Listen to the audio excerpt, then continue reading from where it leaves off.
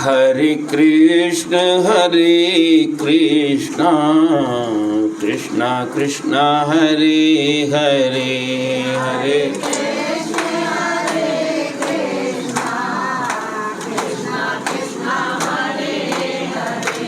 हरे कृष्ण कृष्ण कृष्ण हरे हरे, हरे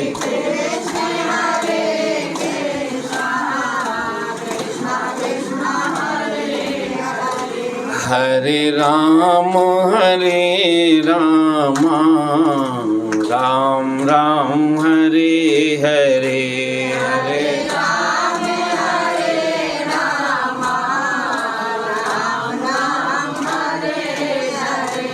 हरे राम राम राम हरे हरे, हरे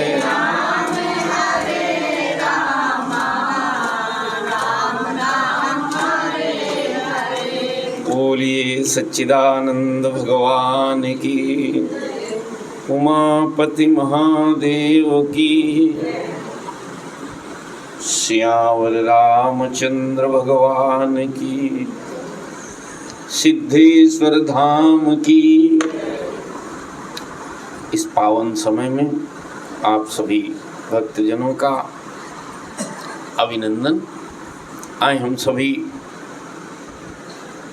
अपने मन को एकाग्र करते हैं परमात्मा की पावन चर्चा पर।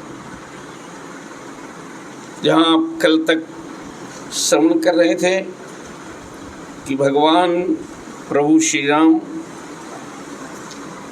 भरद्वाज मुनि के आश्रम से जब विदा लेने लगते हैं तो उन्होंने उनसे पूछा कि हे ऋषिवर, हे मुनिवर, कहौ नाथ हम के मग जाहीं। रास्ता पूछते हैं। तो उन्होंने अपने शिष्यों को बुलाया तो 2 ही 4 को था, वो 50 आ गए। उनमें से 4 का चयन करके भरद्वाज मुनि ने भगवान के साथ उनको भेज दिया है। और फिर प्रभु श्री राम आगे की यात्रा करते हैं। कहा करी प्रणाम ऋषि आयशु पाई, अप्रमुदित हृदय चले रघुराई। इस तरह से वहाँ से विदा लेकर के और भगवान बड़े आनंद मंगल के साथ आगे की यात्रा कर रहे हैं। प्रयागराज से जब आगे बढ़ते हैं तो कहा गाँव निकट जब निकसहीं जाई। जब प्रभु किसी गांव के किनारे से निकलते हैं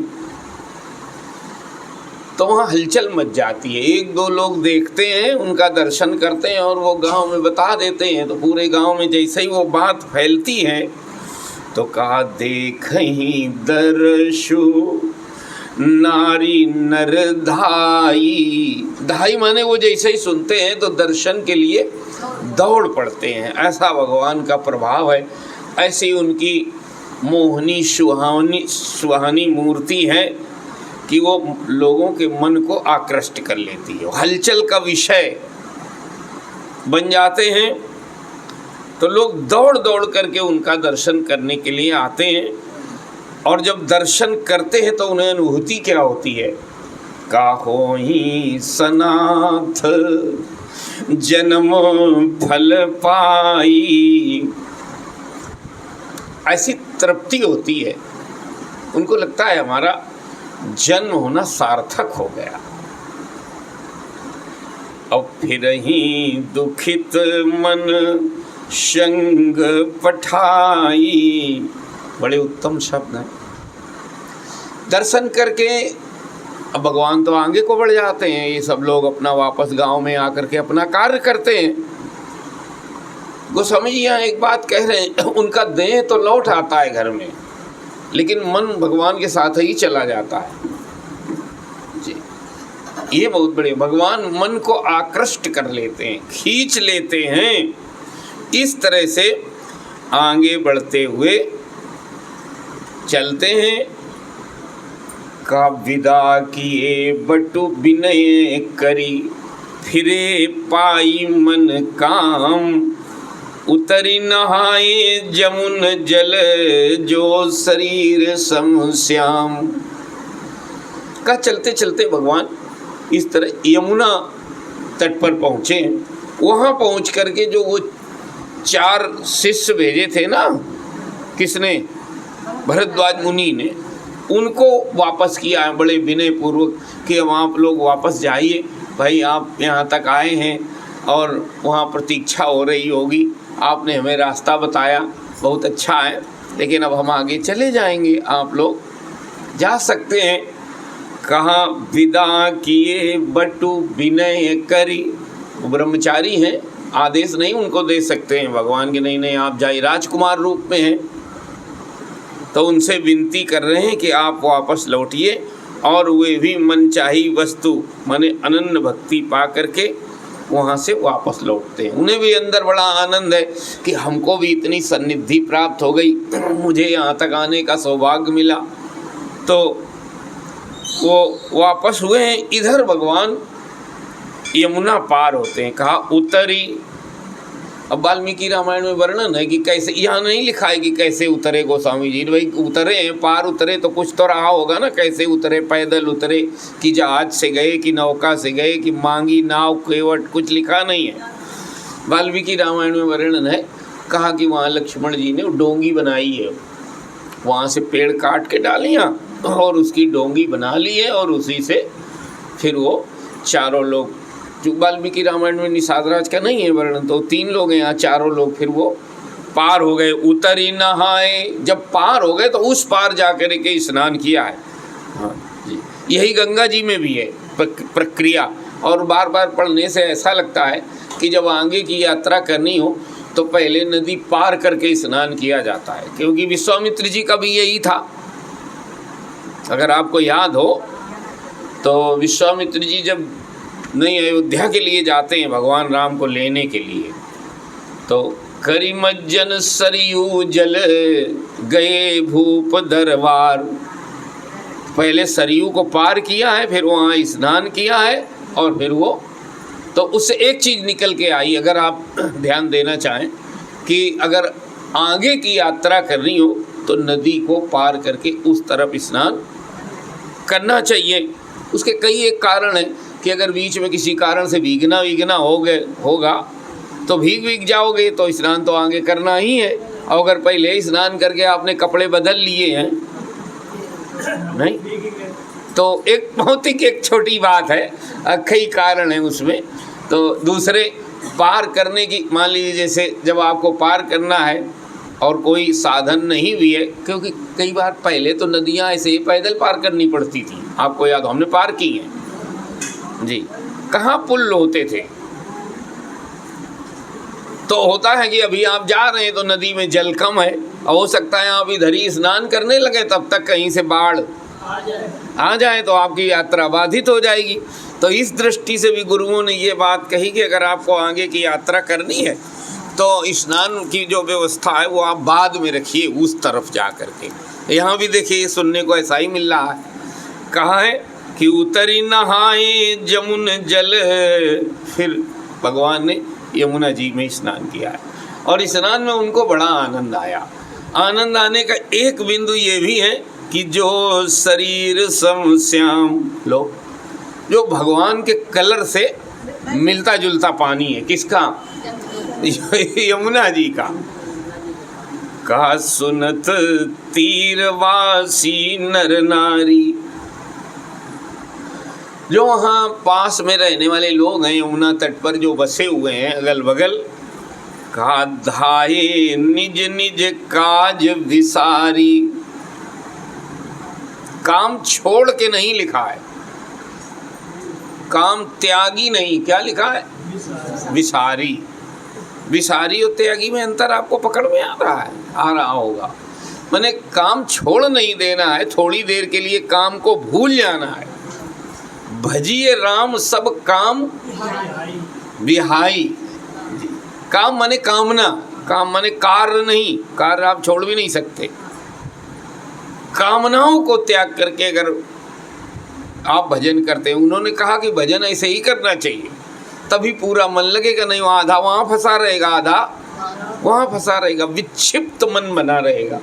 तो यहाँ कहा है कि धाये, धाये का अर्थ है दौड़े, ललक लेकर के। ये नहीं है कि अब तो जाना ही पड़ेगा, चलो अच्छा, मैंने आलस प्रमाद के साथ आऊँ। जब अच्छा मन नहीं होता है ना किसी काम में, तो आपने देखा होगा, हाँ, तो फिर वो कार्य जैसा बढ़िया फलित होना चाहिए, जैसा उसका परिणाम होना चाहिए, फिर देखो हर्ष के साथ, उल्लास के साथ, आनंद के साथ, तन्मयता के साथ, पूर्ण निष्ठा के साथ जब कोई कार्य किया जाता है, कोई कार्य, चाहे वो भौतिक हो और चाहे पारमार्थिक हो, तब उसके परिणाम अलग होते हैं। आधे अधूरे मन से, बोझिल मन से, अलसाए हुए मन से नहीं से अच्छा है जी, लेकिन वो बात नहीं बनती है। दहाए माने इतना हर्ष है उनको कि वो दौड़े, उसके पीछे और भी एक दो बात। ऐसा ना होगी अगर हम धीरे धीरे जाएं तब तक वो और आगे चले जाएं। तो हमको तो दर्शन करना है, हमको तो दर्शन करना है, तो क्या करें? तो अगर दौड़ लगाने की ज़रूरत है तो लोग देखेंगे, बताओ ये दौड़ रही है, नहीं नहीं ये नहीं बनेगा। फिर लोग तो आप ये अगर सोचो कि कहना बंद कर देंगे, वो नहीं बनता। आप कुछ भी कर लो, आप हम कहते सत्संग में न जाओ, रामायण न पढ़ो, तो भी घर वाले कुछ न कुछ खुसुर फुसुर होगा। देखो बुढ़ापे में सारा दिन नहीं, दुनिया भर की बातें करती हैं, लेकिन कभी सुना नहीं है इनको रामायण पढ़ते कि जरा टहल के मंदिर ही चली जाएं, है ना? यही सारा दिन, जबकि बगल में कथा हो रही है। हाँ, और अगर पहुँचने लगो आप समय से, उनको क्या है, जैसे 8:30 बजता है, 8:15 बजे वो जी, वो तो चल देती हैं 8 बजे से यहाँ से, चाहे गिर पड़े। लोग कहना बंद नहीं करेंगे अगर आप ये सोचो जी। हाँ, ये इस पे कभी नहीं पड़ना चाहिए। अगर आपको कोई चीज़ पानी है और उसमें आपको तीव्रता की ज़रूरत है, तो आप पूरी तन्मयता से उसमें लगो। आऊँ काका की से बात नहीं बनती है। ये बार बार बात ये आ रही है, कहा कि धाये निज निज काम विसारी। बोले अरे काम विसारी माने ये तो हम बाद में भी कर लेंगे। ये बहुत बढ़िया बिंदु है, अगर आप अच्छे मन से सुनोगे तो। जैसे ये कर लेंगे तब भजन करेंगे, वो कर लेंगे तब भजन करेंगे, मन शांत हो तब भजन करेंगे, तुम कभी नहीं करोगे जी। बात बना लो, काम सब होते रहेंगे जी। एक बात और, जो कामना पूर्ति है वो हम बाद में कर लेंगे, पहले हमें जिस लिए ये जीवन मिला है ना, वो पहले कर लें। पहले भगवत दर्शन कर ले, लौट करके अपना काम करेंगे। ठीक है, ये बात तो समझ में आई। तो महाराज सब लोग वहाँ से दौड़ पड़े हैं, कहा कि और पहुँच करके लखन राम सिय सुंदरताई, और देखी करही निज भाग्य बड़ाई। पहुँच करके बड़ी श्रद्धा आनंद के साथ लक्ष्मण, प्रभु राम, सीता जी के सौंदर्य को निहारते हैं, क्योंकि वो असामान्य है जी। और फिर अपने भाग्य की सराहना करते हैं। भाग्य की सराहना, देखो हमारा क्या बढ़िया भाग्य है, हमें इनका दर्शन हुआ। इनका दर्शन सबको तो नहीं होता है जी। हमारा बड़ा भाग्य रहा जो हमें समय रहते उन्होंने बता दिया, इन्होंने बता दिया, तो हम दौड़ करके पहुंच गई, तो हमने दर्शन कर लिया। बड़े अपने भाग्य की सराहना करते हैं। और अति लालसा बसही मन माही, नाऊ गाँव पूछत सकुचाही। अब वो गांव के लोग हैं, यमुना के किनारे जो गांव हैं वहाँ पर, वो सब आए हैं। बड़ी तीव्र लालसा उनके मन में है कि ये हैं कौन, थोड़ा जानना चाहते हैं, क्योंकि असामान्य लग रहे हैं, बड़े सुंदर हैं, राजकुमार भी हैं, सब सारी बातें हैं, और साथ में एक स्त्री भी है, और भेष वनवासियों जैसा है, वनवासी लगते कहीं से हैं नहीं। तो बड़ी अटपटी अटपटी जो देखा है और जो सुन रहे हैं उनमें बड़ा विरोधाभास सा है, तो मन में एक हलन चलन है। अच्छा, एक बात और निवेदन करके, जहाँ आपका प्रेम होगा, खिंचाव होगा, उसके बारे में आपको जानने की इच्छा भीतर से होगी, थोड़ा जाने, ये स्वाभाविक वृत्ति है। तो इनको थोड़ी इच्छा नहीं है, कहा अति लालसा। पहले तो लालसा शब्द ही बड़ा है, और उसमें भी अति लालसा, माने एक भीतर से बुद्धि में चांचल्य है, जरा पता करो ये है कौन। लेकिन मैंने नाव गांव दो बातें तो कही थी, कहाँ के रहने वाले हैं, इनका क्या नाम है, परिचय क्या है इनका, लेकिन सीधे पूछने में संकोच करते हैं, पता नहीं कौन सुखी है कि दुखी है, कहाँ जा रहा है, और सीधे किसी से पूछ दें कौन नाराज न हो जाए, तो पूछने में भी बड़ा संकोच करते हैं। तब कहा कि जब ऐसा उन लोगों के मन में था, तो कहा जे तिन मोह बय बिरधी सयाने। उन लोगों में जो वयोवृद्ध और चतुर थे, दो बातें थी जिनमें ये दो चीज़ें थी, थोड़े आयु के ज़्यादा थे। एक बात तो जो ज़्यादा आयु का व्यक्ति होता है ना, को अगर पूछ भी दे तो व्यक्ति जल्दी नाराज नहीं होता है, वो सोचता है अरे बुजुर्ग हैं।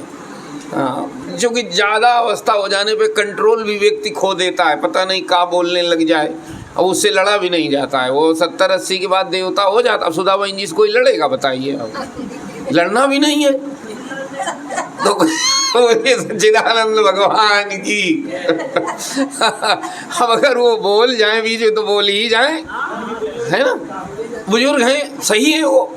अच्छा, होता है एक इनका नहीं हो, सबका होगा, ये न जानना, बहुत भगवान भाग्यशाली हो हाँ, तो भी इनसे लेकिन कोई लड़ेगा नहीं, समझदार व्यक्ति, लड़ना भी नहीं चाहिए। कहते 70 के बाद का जो व्यक्ति होता है ना, और 80 के बाद वो देवता हो जाता है। खाली आप दर्शन करो उनका बस, और ज़्यादा उनसे लगोगो नहीं आप, पता नहीं क्या बोले जी। समय से उनको खाना खिला पिला दो, जो कुछ सीताराम करना है, आदर सम्मान करना, वो क्या करना है उसको तो देखो ही नहीं, और ज़्यादा सुनो भी नहीं जी। हाँ, जैसे छोटा बच्चा, नहीं आपने सुना होगा, बालक वृद्ध, एक ये भी एक बात है। जैसे छोटे बच्चा वो क्या बोलेगा, क्या करेगा बोलिए सच्चिदानंद भगवान की। तो दो, एक जो वयोवृद्ध हैं, इनको थोड़ी छूट होती है, ये कहीं से कुछ बोल भी दे ना, सामने वाला जल्दी नाराज नहीं होता। कई बार लोग इसका फ़ायदा उठाते हैं, नहीं, वो नहीं उठाना चाहिए। तो कहा दूसरे सयाने, थोड़ा जो चातुर्य है, कहा तिन करी जुगुति राम पहचाने। उन्होंने युक्ति से रामचंद्र जी को पहचान लिया। अब ये नहीं लिखा गोस्वामी जी ने कि उन्होंने युक्ति क्या लगाई जी। अब युक्ति लगाई होगी पहले से, पुराने चूँकि वयोवृद्ध हैं, हो सकता है कि वो समाचार कहीं से उन्होंने सुन भी लिया हो, तो दिमाग लगाया हो कि हमें लगता है जिनके बारे में परसों लोग चर्चा कर रहे थे कि अयोध्या में घटना घटी है एक, क्योंकि ये लोग बैठे रहते हैं, ड्यूटी तो होती नहीं है, तो कहीं ना कहीं से इनको इधर उधर की बातें सुनाई पड़ जाती हैं। टीवी में देख लिया होगा कि अयोध्या में बड़ा विवाद हो गया है, और वो राम जी को वनवास हुआ, और तो लक्ष्मण जी माने नहीं, सीता जी भी उनके साथ में, वो चल पड़े हैं। तो आइडिया लगा लिया, बोले 3-4 दिन पहले, क्योंकि इन्हें 3-4 दिन हो गए हैं, 3-4 दिन पहले हमें लगता है जो घटना पेपर में छपी थी, हमें लगता है ये वही वाले हैं जी। अच्छा, वहाँ का नहीं तो सुना होगा, जब भरद्वाज ऋषि के आश्रम में आए तब भी हलचल बढ़ी थी, लोग वहाँ भी दर्शन करने के लिए आए, तो ये पास की बात है, हो सकता है तब इन्होंने सुन लिया हो, सुन तो लिया है, और अनुमान पूरा है उनका, क्योंकि ये तपस्वी बालक तो नहीं लग रहे हैं, ये वन में रहने वाले लोग तो नहीं हैं, क्योंकि उनके पैर बता रहे हैं। आगे हनुमान जी खुद ही कहते हैं कि आपके चरण बता रहे हैं कि आपको वन में रहने का अभ्यास नहीं है, आपको नंगे पांव चलने का, क्योंकि नंगे पैर जो चला जाता है उसमें पैर दूसरे तरह के होते हैं जी, तो अभ्यास नहीं है। तो आपके चरण तो कोमल हैं, वो ये बता रहे हैं कि आप राजमहल से हो। तो ये जो सयाने हैं, मैंने एकदम मुंह फट की तरह नहीं, थोड़ा सोच समझ करके कहा है। तिन करी जुगुती, युक्ति लगाई उन्होंने। पहले होती है श्रुति और फिर युक्ति। एक बात और निवेदन करेंगे, इस समय हम लोग जो हैं ना युक्ति के धरातल पर हैं, अपना ध्यान रखना। जो लोगों ने श्रवण को साधना बना रखा है यहाँ, वो ये ध्यान रखेंगे कि इस समय श्रुति वाला क्रम हम लोगों का संकट मोचन में पूरा हो चुका है। अब ये कौन वाला है? युक्ति का है। युक्ति माने आप बुद्धि लगाइए, इसमें पूरी लगाइए, छोड़ आधी अधूरी न लगाइए। कितनी लगाइए? पूरी लगाइए, यही खर्च कर दीजिए सब।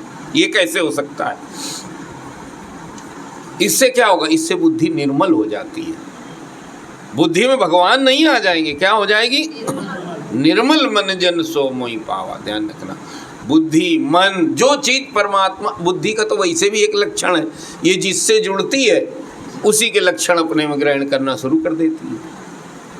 तो जब संसार से जुड़ती है तो संसार ग्रहण कर लेती है, और भगवान में जुड़ती है तो भगवान को ग्रहण नहीं कर लेती है, ये भगवान को ग्रहण हो जाती है। ये थोड़ा अंतर है। ये भगवान में चली जाने माने धीरे धीरे रस लेने लगती है वहाँ। और अगर बुद्धि ने रस ले लिया तो महाराज मन, इंद्रियां और आहाम, वो सब कुछ फिर वहाँ रस लिए बिना मानेगा नहीं, धीरे धीरे। और रस अगर आ जाए भगवत चर्चा में तो सब बन गया। उसका बड़ा लाभ क्या होता है बताएं? फिर आपको भजन करना नहीं पड़ेगा, अपने अब बिना किए रह ही नहीं पाओगे।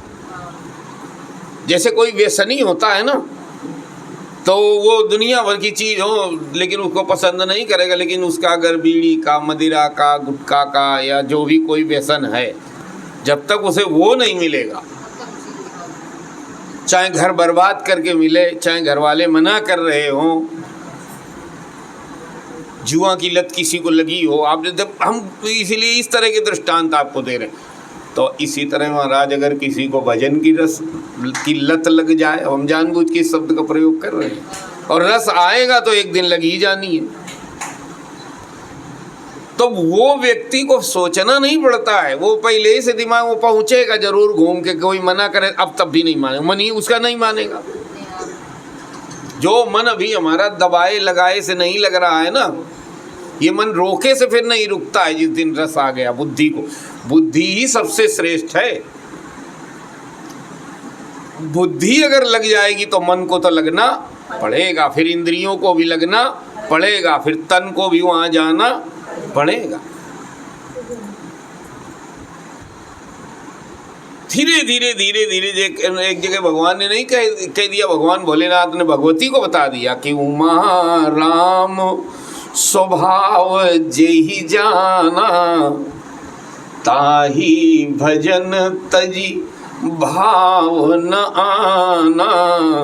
बोले जब तक स्वभाव कोई नहीं जान रहा है ना भगवान का, तभी तक उसे भजन करना पड़ता है। अगर किसी ने जान लिया, सुन लिया, तो उसे भजन के अलावा कुछ अच्छा ही नहीं लगता है।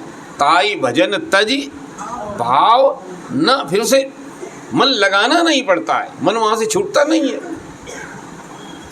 तभी तक की देरी है। तो महाराज सुनिए, कहा है कि चेतिन मोहु बै विरधि सयाने। मन को थोड़ा आप वहीं ले चलो, यमुना पार, जहाँ पे बहुत गांव के लोग आके इकट्ठा हैं और दौड़ के बेचारे आए हैं, मन में बड़ी लालसा है कि कौन है, क्या है, कुछ परिचय हो। तो उन्हीं से जो ये वृद्ध हैं, और कौन से वृद्ध हैं, थोड़े सयाने भी हैं। सयाने माने बात करने का जिन्हें थोड़ा ढंग भी है, जो अपनी वृद्धावस्था का दुरुपयोग नहीं करते कि हम बूढ़े हैं तो हम उपद्रव करेंगे, ये नहीं सही है ना, ऐसा नहीं है।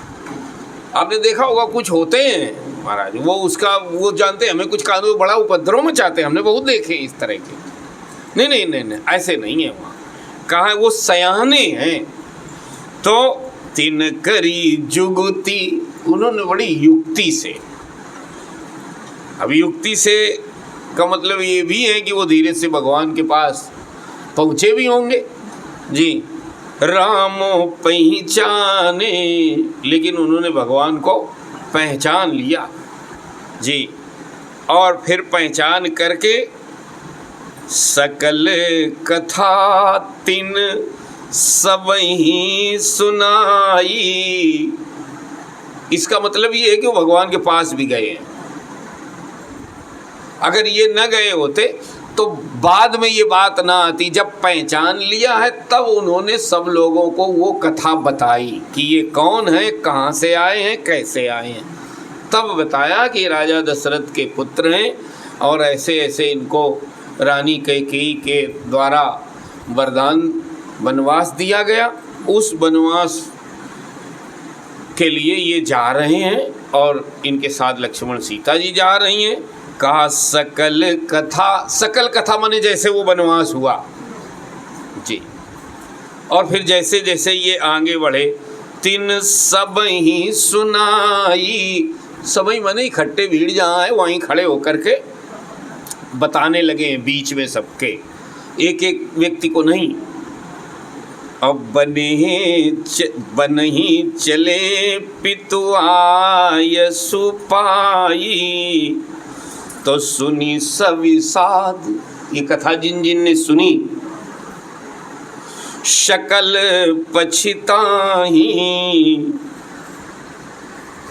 ये सुनकर के सबको बड़ा दुख हुआ है और उन्हें बड़ा पश्चाताप भी हो रहा है। बताइए, हम इनके लिए कुछ कर नहीं सकते क्योंकि अभी इनको वनवास दिया गया। अगर हम कहें कि भी आप हमारे गांव में, हमारे यहाँ धर्मशाला में, हमारे यहाँ बढ़िया स्कूल बना है, यहाँ रुक जाओ, तो ये रुकेंगे भी नहीं। माने हम इनका कोई सहयोग और सेवा भी, अब कुछ खाने को देंगे तो ये खाएंगे नहीं, कहेंगे हम तपस्वी व्रत में हैं, तापस वेश विशेष उदासी। तो उन्हें बड़ा पश्चाताप हो रहा है कि देखो सेवा का अवसर है लेकिन हम फिर भी सेवा नहीं कर पा रहे हैं, ये यहाँ रुकेंगे भी नहीं। अगर रुक जाते तो कम से कम हम इनका दर्शन लाभ लेते रहते। तो बड़ा पश्चाताप है। कहा सुनी, दो चीज़ें हैं सुनने वालों के भीतर, एक सविषाद, बड़ा दुख है क्योंकि उन्हें प्रेम है इनसे। जहाँ प्रेम होगा वहाँ प्रतिकूलता में दुख की उत्पत्ति होगी, अनुकूलता में जो आपका प्रेमी होगा, जिससे आपका प्रेम होगा, उसके साथ कोई अनुकूल घटना घटेगी तो आपको सुख लगेगा, और जो आपका दुश्मन होगा उसके प्रति अगर अनुकूल घटना घटेगी तो दुख भी होगा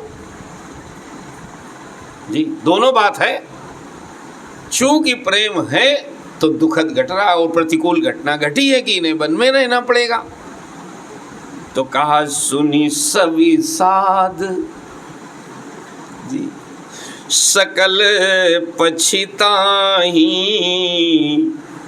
वो बड़े दुखी हैं और उन्हें बड़ा पछतावा हो रहा, पछता रहे हैं। और क्या पश्चाताप में है कि रानी राय कीन भल नाही, नाम बड़ा चक्रवर्ती सम्राट महाराज दशरथ का हम लोगों ने सुना है जी, लेकिन ये राजा रानी ने जो कृत्य किया, इनको जो वनवास दिया, ये अच्छा नहीं किया है, ये इनका कार्य ठीक नहीं है, ये कोई विवेक का परिचय नहीं रहा कैकेयी का, ये कोई अच्छी बात नहीं, ये वन भेजने लायक कहीं से भी नहीं लग रहे हैं।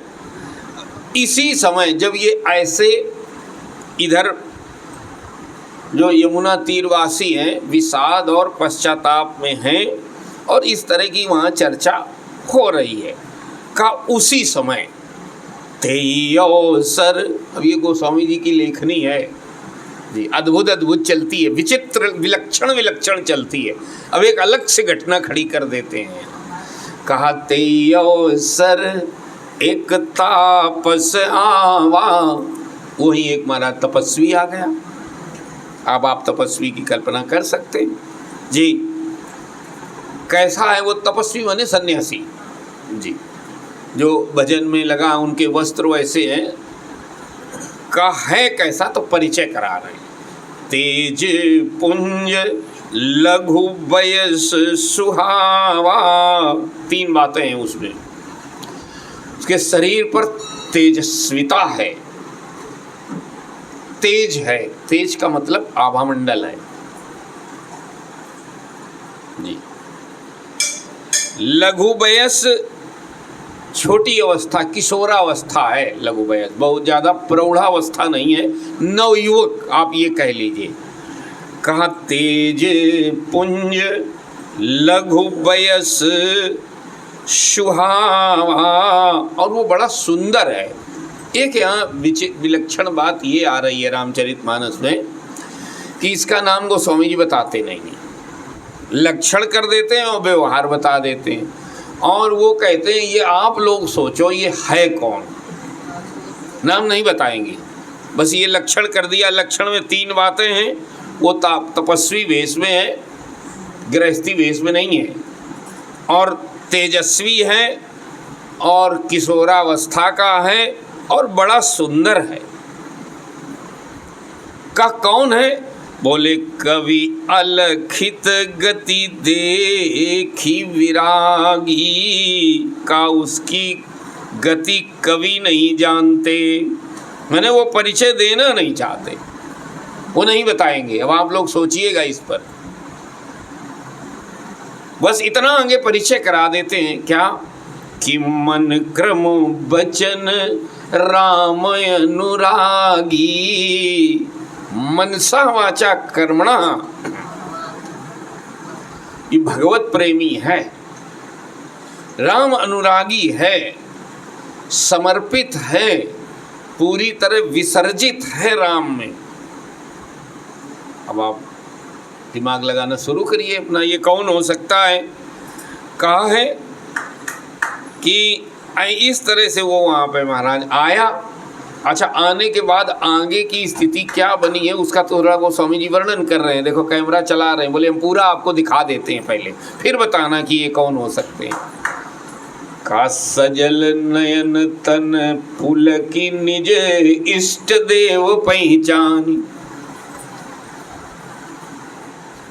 बोलिए सिद्धेश्वर भगवान की। आप सभी लोग रामचरितमानस के अच्छे चिंतक विचारक हो। का सजल नयन तन पुलक निज, जी उसके नेत्र सजल हैं, इसका मतलब गहरी भक्ति है जी। वो पंक्ति आप उठे बताएं, जब भक्ति ज़्यादा ऊंचाइयों पर चलती है तब गदगद गिरा नयन बाहे नीरा।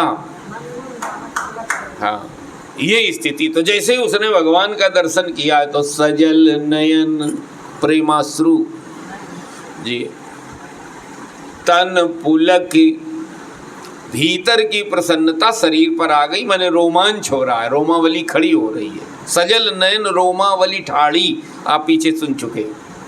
का सजल नयन तन पुलकी निज इष्ट देव पहचानी, और उसने भगवान को अपने इष्ट देव के रूप में पहचाना। इष्ट देव माने बढ़िया बातें हैं भाई। हाँ, तो सजग बुद्धि से आगे की कथा चलनी है। अगर आप छोड़ दोगे तो फिर आनंद नहीं आएगा भाई। छोड़ो नहीं, भारी पड़े तो पड़े। देव बहुत हैं लेकिन इष्ट देव, और कल भी इस बात पे थोड़ी चर्चा हो रही थी, हम बार बार आपको निवेदन करते हैं जी। अनन्यता तभी बनेगी, पीछे भी आप इन चीज़ों को सुनते रहे कि जब हम भगवान के, आपके सनातन धर्म में परमात्मा के इसीलिए विविध रूप हैं, विविध मार्ग हैं हमारे यहाँ, जिनमें 3 तो मुख्य रूप से बताई दिए गए, फिर इनके उपमार्ग भी हैं। 3 मार्ग तो मुख्य रूप से त्रिवेणी वाले बता दिए गए ना, इसी तरह भगवान के विविध रूप हैं। इनमें आप अगर परमार्थ पथ पर चलना चाहते तो पहले एक निश्चय करिए, ये नहीं कि इधर भी दौड़े उधर भी दौड़े। अरे भाई मार्ग विविध हैं। जैसे कहाँ कल हम लोग पहुँच रहे थे, बम्बई चल रहे थे, कहाँ चल रहे हैं? अयोध्या जी गए थे। हाँ, अयोध्या जी गए। चलो बहन जी के लिए थाली बजाओ, उनको याद है, सही बात। अयोध्या जी, अब अयोध्या जी आपको जाना है तो एक निश्चय करिए, आपको ट्रेन से जाना, हवाई जहाज से जाना है कि पैदल जाना है। अब ये नहीं है, निश्चय नहीं किया है, कभी उधर चकेरी की तरफ भाग रहे हैं तो कभी सेंट्रल स्टेशन की तरफ, कभी ऐसे ही बढ़ जाते हैं, आप कहीं नहीं पहुंचोगे। आप बात समझ रहे हैं ना? अब इतने अच्छे मन से सुनोगे तो मुझे बोलना पड़ेगा। अगर आप अपने भजन का लाभ चाहते हो, अगर औपचारिकता बस केवल कर रहे हो या परंपरा से केवल कर रहे हो, तो वो नहीं, गलत तो हो ही नहीं सकता है भजन, ये मान लीजिए। तो आपका आदर बंधन वो ठीक है, लेकिन अगर आप जीवन की सार्थकता चाहते हो कि हमारी आराधना का हमें कुछ मिले, चाहते हो कि अगर हमने सुना तो बहुत है, कुछ हमें भी भगवत प्रेम का प्रसाद, भगवत कृपा का प्रसाद जीवन में मिले, इस तरह से अगर आप आगे बढ़ रहे हो, इस तरह से कथा सुन रहे हो, तो फिर ये सारे बिंदु आपके अंदर स्पष्ट होने चाहिए जी। भाई अगर आपको कहीं पहुंचना है तो फिर दूसरे तरह से चलना पड़ेगा। केवल सुनना है कि ये ट्रेन यहाँ जाती है, वो तिनसुकिया मेल वहाँ जाती है, और शताब्दी इतने बजे कानपुर से ऐसे निकलती है, केवल सुनना है तो आप सुन लो। जाना है तो चयन करो। अयोध्या जाना है तो देखो तीनों तरह से जाया जा सकता है। जाया जा सकता है कि नहीं जाया जा सकता? जल्दी जल्दी बोलो। लेकिन फिर तीन में पहले एक पक्का होना चाहिए, हमें कौन से मार्ग से जाना। मार्ग तीनों अच्छे हैं जी, और आपकी रुचि योग्यता के अनुसार आपको चयन करना है। पैसे जेब में एको नहीं है, दौड़ रहे हैं चकेरी की तरफ जी। पैरों में दम नहीं है, पता लगे आधा किलोमीटर चल नहीं पाते, बोले हम पैदल तीर्थ यात्रा करेंगे। होगी? जल्दी जल्दी गुप्ता जी बोलो। गलत नहीं, मार्ग गलत नहीं है, चयन गलत है। आपके सनातन धर्म, इसीलिए सनातन धर्म का रूप बृहद है, यहाँ हर चीज बड़ी विस्तार में है जी। आप अपनी रुचि योग्यता के अनुसार चयन करो कि आप किस मार्ग पे जाओगे। एक कल यहाँ तक आपने सुन लिया ना, उसके आगे का इष्ट देव सुनिए। भगवान के इतने रूप हैं, दुर्गा देवी के रूप में, राम के रूप में, कृष्ण के रूप में, भगवान भोलेनाथ के रूप में है जी। आपको रुचते कौन है, पहले एक बार ठिठक करके आप निश्चित कर लीजिए जी। बार बार नहीं बदलना, बार बार बदलने में आनंद नहीं आएगा। ना ना ना, एक पहले एक, और उसमें आप पूरे स्वतंत्र हो, जो आपको अच्छे लगते हो। ये आपके सनातन धर्म का वैशिष्ट है, अन्य धर्मों में ये व्यवस्था नहीं है। और वहाँ ये विवेक किया गया कि हमारे यही परमात्मा, हमें परमात्मा का ये रूप पसंद है, क्योंकि उनके रूप नाम अनेक हैं, परमात्मा अनेक नहीं है, और उनके रूप अनेक है, उनमें हमको ये रूप और ये नाम पसंद है। पूरे आप स्वतंत्र हो। अब ये न हो कि आज सुना इधर तो अयोध्या गए तो बोले नहीं नहीं राम जी राम जी राम जी, फिर सवेरे वृंदावन राम जी नहीं, अब गलत हो जाएगा। अब जब आप वृंदावन जाओगे, गोस्वामी जी जब वृंदावन गए हैं तो वो दो आपको याद है, सुनाओ। सात तुलसी मस्तक आप सुदामा जी की ईमानदारी से ताली बजाओ। वो भगवान कृष्ण का दर्शन कर रहे थे जी, और वो तो मुरली और चंद्रिका उनके पास तो रहती ही है, तो वो वहीं उनसे कहते हैं कि अब आप थोड़ा बदल लो। हमें मालूम है कि हाँ हमारे प्रभु आप हो, लेकिन हमको ये वाला रूप, हमको हमारे पसंद का रूप आप बना लो। आप बना सकते हो। बोले तुलसी मस्तक तब नवे, जब धनुष बाण ले हाथ, इसका मतलब क्या है? आप समझ रहे हैं ना वो क्या हमको सिखाना चाहते हैं? उन्हीं कृष्ण में वो राम देख रहे हैं, उनके लिए वो राम है। कृष्ण का अपमान नहीं है, पकड़ा जाए भाई। जो क्षुद्र बुद्धि होते हैं उनको मत सुनना आप, इधर उधर की बातें नहीं, सब गड़बड़ हो जाएगा। ऐसे नहीं, अपमान किसी भी देवता और महापुरुष का नहीं करना चाहिए। वो किसी पंथ मजहब का हो ना, गलत बात है। ऐसे कोई महापुरुष बनता नहीं है, कुछ तो उसके जीवन में रहा होगा ना, ऐसे कोई महापुरुष बनता है। अपमान नहीं करना है किसी का कि आपने ये वाले, हमने अब हम नहीं बोलेंगे, नहीं मन खिन्न हो जाता है। ऐसा देखा कि वो मानते तो मैंने लोगों हनुमान जी का अपमान करते सुना। हमने कहा यार ये तुम पता नहीं कहाँ से लाए हो, ये कहाँ तुमने सीख लिया। और उसके बड़े समर्थक आजकल ऊट पटांग, आप चलो ना, आपके समर्थन करने वाले, जिंदाबाद करने वाले बहुत सारे हो जाएंगे। गलत मार्ग पर चलने वालों का सहयोगी ज़्यादा मिल जाएंगे आप। जिंदाबाद पीछे से आपकी करने लगेंगे, उनको पता नहीं क्यों रस आता। यही कलयुग है जी, यही कलयुग है। आप भजन के पथ पे चलोगे, देख लेना उतने सहयोगी आपको नहीं मिलेंगे, और जितना आगे बढ़ते जाओगे कम होते जाएंगे। हिम्मत ना हो तो मत बढ़ना, क्योंकि साहस की जरूरत तो पड़ेगी। जितनी चटुकारिता, उल्टी सीधी बातें, लफट्टरबाजी की बात करो आप, उतने सुनने वाले भी कान लगा लेंगे आपके बगल में खड़े होकर। हाँ, उनकी रुचि की बात करो, बस इतना ही कहेंगे। हम जो बात निवेदन कर रहे थे वो विषय ये है, ये आपके सनातन में, आपके शास्त्रों में है। अगर आप बनाना चाहो तो बना सकते हो। भगवान के, इसीलिए भगवान लीला करके अनेक रूपों में आते। आपको जो पसंद हो चयन कर लीजिए। बस फिर ये ना हो कि देखा देखी बदल ली। हमने लोगों को गुरु बदलते देखा है जी। बोले ये नहीं, वहाँ गए तो वहाँ ज़्यादा बट रहा था, वो ज़्यादा पहुँच वाले दिखे तो वो छोड़ के वहाँ पहुँच गए। ऐसे भी हैं जी। अब हम इतना ही कहेंगे, हम केवल जो बात निवेदन करना चाहते थे। ऑनलाइन भक्तजन, आज ऑनलाइन तो चल ही नहीं रहा, रिकॉर्डिंग चल रही है। बोलिए सच्चिदानंद भगवान की। हम जो बात आपको निवेदन कर रहे थे वो ये है कि ठिठक के अच्छे मन से आप रुचि योग्यता के अनुसार, क्योंकि सबकी रुचि योग्यता अलग अलग है, भगवान अलग अलग नहीं है। आप चयन करिए, रूप चयन कर लीजिए, नाम चयन कर लीजिए। अब यहाँ तो जो रूप चयन करोगे तो नाम उनका वही होगा ही। फिर ध्यान रखना, बुद्धि फिर भागेगी दाएं बाएं। अब पकड़ के रखिए और उस बुद्धि से कहिए कि हमने तुम्हें पहले पूरी स्वतंत्रता दी थी।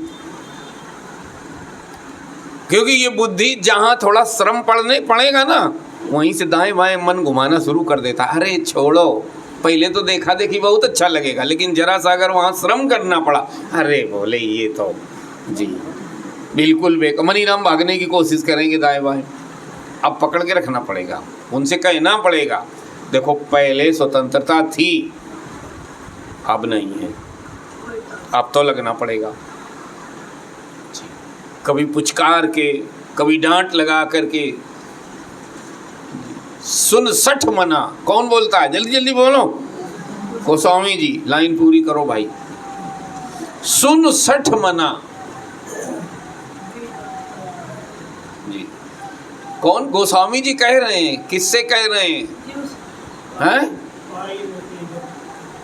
हाँ। पाई न की गति पतित पावन राम भज सुनो। अपने मन को डांट रहे हैं। पकड़ा जाए भाई, मन को कैसे कभी थोड़ा डांट के, कभी फुसला के। लगता थोड़ी है मन, लगाया जाता है। आरंभ में किसका लगता है? ये प्रश्न ही गलत है कि मेरा मन नहीं लगता। लगता कहाँ, लगाया जाता है। और जिसने, और धीरे धीरे अगर आपने मन लगा लिया तो एक दिन ये मित्र बन जाएगा। और महाराज भगवान ने गीता जी में तो कहा, 6 अध्याय में कहा, अर्जुन जिसका मन मित्र बन जाए, मन के जैसा तो कोई मित्र, संस्कारित मन जैसा कोई मित्र नहीं है, और कुसंस्कारित मन के जैसा कोई शत्रु भी नहीं है। अनात्मनस्तु शत्रुत्वे वर्तेत आत्मैव शत्रुवत्। अगर मन को संस्कार नहीं दिया तो मन ही शत्रु हो जाएगा। इसको थोड़ा आप ध्यान दे दें रामचरितमानस से, कि मन को संस्कारित अगर आपने नहीं किया है तो एक दिन यही मन शत्रुता करेगा आपसे।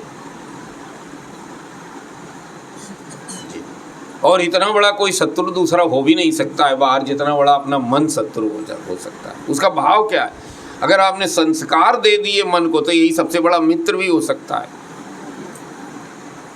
क्योंकि सबसे आपके जो सन्निकट है वो कौन है अभी? मन। मन अगर अच्छा बन जाए, मन एवं मनुष्याणाम कारणम बंध मोक्षयो हो, मनुस्मृति का है, ये मन ही कारण है बंधन का भी और मोक्ष का भी। यहाँ बंधन मोक्ष होने ये स्वतंत्रता भी दे सकता है, फंसा भी यही सकता है। जैसे वो चाबी होती है ना ताले में, ऐसे घुमाओगे तो ताला बंद, तो अगर ऐसे घुमाओगे तो खुल भी जाएगा। ऐसे ही ये मन है हमारा। करना क्या है इसको? बोले इसको संस्कारित करना है। संस्कारित कैसे करना है? कभी कभी डांट के, कभी फुसला के, कभी लालच दे के। अगर मान लो मन ये कही रहा है हम रबड़ी खाएंगे, ज़्यादा जिद की, तो खिला ही दो एक दिन, ज़्यादा ना मारो, उसमें परेशानी क्या है। लेकिन अब वो मन कह रहा नहीं हम बीड़ी पिएंगे, तो उसको डांट भी दिया जा सकता है। तो जिस चीज़ से हानि धीरे धीरे एकदम से नहीं कर पाओगे, किया जाता है, इसी का नाम साधना है। छोटी छोटी चीज़ें हैं, हाँ सो भी जाते हैं। बोलिए सच्चिदानंद भगवान की। नहीं वो ध्यान में है, बहुत गहराई में सुन रहे थे, ध्यान चला। बोलिए सिद्धेश्वर धाम की। तो मैं यहाँ जो विषय आ गया वो आपको निवेदन कर देना चाहता था। ये मन छोटी छोटी बातें हैं, बस इनको अगर आपने संशय रहित दिशा दे दी, दुविधा में मत रखो। जैसे साधन निश्चय करना है अयोध्या जाने के लिए, तो ये क्लियर कर लो, इससे जाना है जी। ये सबसे बड़ा खाम। बोले दुविधा में दो गए, दो क्या गए, तीनों गए ना। हवाई जहाज मिलेगा ना, ट्रेन भी छूट जाएगी, वो पैरों में इतना बल नहीं है जो चले जाओगे। एक क्लियर कर लो। कैसे करो? अपनी योग्यता और अपनी रुचि के सामर्थ्य के अनुसार करो। चाहे नाम हो, चाहे रूप हो, चाहे मार्ग हो, चाहे साधना हो, एक स्पष्ट होती चली जाए। दुनिया की साधना तपस्या तीर्थाटन हो सकता है, मेरी साधना श्रवण है, मेरी साधना प्रवचन है, मुझे पता है। तो चाहे हमें 50 आदमी मिले, चाहे 5000 मिले, चाहे 10,000 मिले, चाहे 3 मिले, चाहे पार्क में 2 मिले, अगर कोई वो भगवत प्रेमी है तो हम उसे सुना देंगे, क्योंकि हमारी वो साधना है जी। उसको साधना है, हमको सुनाना क्या है बिल्कुल। और वो छिछला सुनना चाहता तो नहीं, हमें शास्त्र ही सुनाना है। अगर इस स्थिति का व्यक्ति है तो अवश्य उसे सुनाया जाएगा। धीरे धीरे इससे होता क्या है वो आप पकड़ो, इससे मन संस्कारित हो जाता है एक दिन, और वो मन आपका मित्र बनता है। फिर वो मन ही आपको ऊंचाइयों की ओर ले चलता है। फिर वो मन ही आपको अच्छी अच्छी बातें बताएगा। ये भैया आयु इतनी हो गई है और अभी भी कौन मन जो अभी मन दबाए नहीं दबता है। 5-2-1 का पाठ करने के लिए अगर उसको बताओ ना, उसको अगर ये भी आप कहो कि अब की संडे को हम कोई नई चौपाई सुनाएंगे अंताक्षरी में, अरे तमाम ऐसे तो चलती रहती, उन्हीं में कोई अपना जी दोहरा देंगे, एक वाली आती तो है। वो ये भी नहीं करने देगा। काम कुछ नहीं है, चाहे तो हम सप्ताह भर में तमाम चौपाइयाँ, एक कोई भी रट भी मन रटने नहीं देता जी, वो भागता है। और अगर 1-2 बार आपने सप्ताह में उसे संस्कार दे दिया तो ध्यान रखना अगले सप्ताह में यही मन कहेगा अब की बार हम जी, यही आपका यही वाला मन, और वो आपको रटा देगा कोई ना कोई। देखो पायल जी का मन रटा के लाता, ये नई चौपाई निकाल के लाते हो, करते चाहें जैसे हो, हम बड़े आनंद के साथ सुनते हैं। इनको आप हर सप्ताह सुनना। किसको?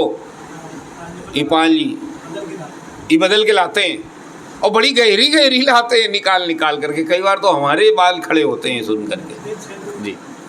बोलिए सच्चिदानंद भगवान की। हम जो बात आप लोगों से निवेदन कर रहे थे, चूँकि विषय आ गया ऐसा, वो ये था इष्ट देव। इतने भगवान के रूप हैं, हमारा कौन है? पक्का होना चाहिए, उसमें ढुलमुल नहीं है, वो नहीं होनी चाहिए कि नहीं आज सोमवार को ये, मंगल को वो, फिर आपको सत्संग नहीं मिला है। इसका मतलब आपने सत्संग सेवन का सौभाग्य आपको नहीं मिला है। इसका मतलब ये भी है कि पुण्य नहीं थे। इसका मतलब ये भी है कि पीछे आपने अच्छी तरह से कर्तव्य पालन नहीं किया है। एक बार स्पष्ट हो, पक्का हो, तो फिर क्या दूसरे देवी देवता के पास जाएंगे तो क्या उनका अपमान करेंगे, उन्हें प्रणाम नहीं करेंगे? नहीं नहीं, पूरी तरह से करेंगे। लेकिन ये भी उन्हीं के, और उनसे यही मांगेंगे प्रभु हमारा इनमें प्रेम हो जाए जी, हमारा इनमें प्रेम हो जाए। इनको इष्ट देव कहते हैं। बढ़िया एक कथा आती है उपनिषद में उपमन्यु की। उपमन्यु का जो आरंभिक जीवन है, वो में उठ नहीं रही है कहानी, फिर भी एक दो बातें आपको निवेदन करेंगे। वो बड़ी गरीबी वाली आती है। उनके यहाँ वो अपने मामा के यहाँ रहते थे, तो दूध भी की भी व्यवस्था नहीं थी। अन्य लोग जब पीते थे तो उनकी माताजी उनको आटा घोल करके दूध के नाम पे देती थी। आदि आदि बड़ी विचित्र स्थिति थी। तो लेकिन वो भगवान शंकर के उपासक थे जी। तो एक बार उनकी परीक्षा के लिए भगवान भोलेनाथ ही इंद्र बन करके आ गए, और आ करके उन्होंने, जब वो आए हैं उपमन्यु के पास, तो उन्होंने बड़ा आदर वंदन किया, सब कुछ किया। और उपमन्यु ने भी बड़ा आदर वंदन किया, उच्च आसन पर बिठाया, सब कुछ जो कुछ व्यवस्था कम होने के बाद भी ला करके व्यवस्था की और स्तुति की, सब कुछ किया। फिर उन्होंने कहा वरदान मांगो। तो बोले हम महाराज आपकी जो सेवा कर रहे थे ना, आतिथ्य सत्कार कर रहे थे, मांगने के लिए थोड़ा कर रहे थे। बोले नहीं ले लो। नहीं, बोले चाहिए तो हमें भगवान शंकर से, आपसे चाहिए नहीं हमको। देखो, तो वहीं वो भोलेनाथ तक बोले हम वही हैं। बोले हाँ अब चाहिए, चाहिए इसी रूप से हमको। आप थोड़ा इसको अगर स्पर्श कर जाए ना बुद्धि, तो ये आपको सुनने में छोटी छोटी चीज़ें लगती हैं, ये बड़ी चीज़ें हैं। देखना, मन को कंट्रोल करने का ये जाल है। धीरे धीरे जैसे मछली फंसाई जाती है ना, तो जाल बहुत दूर से फेंका गया, वो तो फंसती तो थोड़ी ही जगह में, लेकिन फेंका दूर से जाता है। ऐसे मार्ग, नाम, रूप सब चयन होता चला जाए, लेकिन एक बार चयन होने का फिर किंतु परंतु नहीं है। चाहे रुचिकर लगे और चाहे ना लगे। फिर ये नहीं कि देखा देखी जलूस इनका निकल रहा है तो हमने बदल लिया, अब आप गलत लाइन पे हो गए, अब आप बेईमानी कर रहे हो। फिर देखा देखी नहीं, ना ना ना ना, हमारे लिए ये इष्ट, आपके लिए वही फलित हो जाएंगे, ध्यान रखना। यहाँ तक कि एक आसन, एक मुद्रा बैठने की, ये सब कुछ है आपकी परंपरा में। जैसे आप कोई साधना करते हो, अब आप न करना, चूँकि आयु आपकी अलग हो रही है, आसन सिद्धि इस आयु में नहीं की जाती, होती भी नहीं है। तो आप एक आसन में अगर आप बैठते हैं अपनी साधना में, तो ध्यान रखना वो आसन एक दिन ऐसा अभ्यास पड़ जाएगा कि आप 2 घंटे, 4 घंटे, 6 घंटे, 8 घंटे अगर बैठे रहोगे तो आपको शरीर परेशान नहीं करेगा। बड़े आनंद मंगल से आप वैसे कि जैसे कि तैसे बैठे रहो जी, अपने आप ये बनाया जाता है धीरे धीरे। और नहीं तो महाराज घुटना 15 मिनट में इधर का उधर, उधर का इधर, होता है कि नहीं होता है? आप कभी देखा होगा। तो अब हम विषय को देखो आगे बढ़ा रहे हैं। मन आप वहीं लेके चलो, कहाँ जी, जहाँ वो यमुना जी से आगे की यात्रा है, गांव वाले सब आए हैं। उसी समय तेई अवसर एक तापस आवा जी, वो तपस्वी आया हुआ है। थोड़ा प्रकरण गहन है, लेकिन पूरी बुद्धि लगाओ आप। परिचय करा रहे हैं, आकर के दर्शन किया है उसने, प्रणाम बंदन किया है, और कैसे प्रणाम बंदन किया है वो भी बता रहे हैं। हल्का फुल्का नहीं, काम चलाऊ नमस्कार नहीं है जी। का सजल नयन तन पुलकी निज इष्ट देव पहचानी। जैसे ही भगवान का दर्शन किया तो सबसे पहले उसको पहचान हो गई। तो पहचाना क्या उसने कि ये हमारे इष्ट देव हैं। इष्ट देव माने मैंने जिस रूप का चयन किया था, जिस नाम का चयन किया था, वो ये हैं जी। और जब ऐसा पहचान हुई है तो पर्यो दंड जिमि धरनी तल, वो महाराज बिल्कुल डंडे की तरह, दंडवत प्रणाम और कहा दशा न जाई बखानी। अब इसका अंतरंग पक्ष ये है कि जब भगवान को समर्पित किया जाता है तो बिना सोचे ज़्यादा सोचे, जो सोचा, जो को ज़रूरत से ज़्यादा सोचता समझता है ना, वो समर्पण नहीं कर पाता। जैसे डंडा गिरता है तो डंडा गिरना माने, डंडा कहने का अर्थ होता है कि वो सीधा है, जैसा था वैसा ही जी, ऐसा बना के या वैसा बना के नहीं। आध्यात्मिक पक्ष है ये। दंड दंड बार बार आगे भी सुनोगे, पीछे भी आप सुन चुके। दंडाकार, दंडाकार का मतलब जैसे है वैसे ही। डंडा को आप ऐसे करके ऐसे छोड़ के देखना, वो टेढ़ा मेढ़ा होगा तो वैसा का वैसे ही गिरता है। तो जैसे हैं वैसे ही समर्पित हुए। यहाँ आप अगर थोड़ा मुलायम करना चाहो तो ये कह लो कि दंडवत प्रणाम किया। अच्छा भाई, दशा न जाई बखानी। अब उसकी जो भीतर प्रेम की दशा है वो इतना डूब गया है प्रेम में, गोस्वामी जी कहते हैं हम इनका शब्दों में वर्णन नहीं कर सकते जी। और राम सप्रेम पुलकी उरलावा, कहा भगवान राम ने प्रेम पूर्वक पुलकित होकर के उसको उठाया और हृदय से लगाया। और जब हृदय से लगाया तो वो तपस्वी कितना आनंदित हुआ, उसका एक दृष्टांत देते हैं, चर्चा कल होगी। कहा परम रंक जनु पारस पावा, इतना आनंदित हुआ मानो जैसे कोई महादरिद्री को पारस मणि मिल जाए। आप सोचिए, जिसके पास एक धेला, धेला पुरानी बात है, पाई कहें, अब तो पाई भी पुरानी हो गया, अब क्या कहेंगे नए में, 1 रुपया कहें।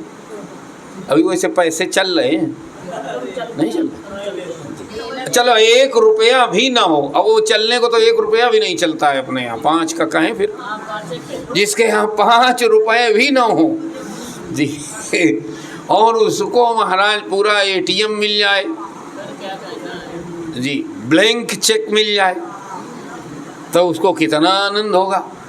इस तरह से। और फिर परम प्रेम परमारथ दो, वो दोनों मिले हैं, परम प्रेम परमारथ दो।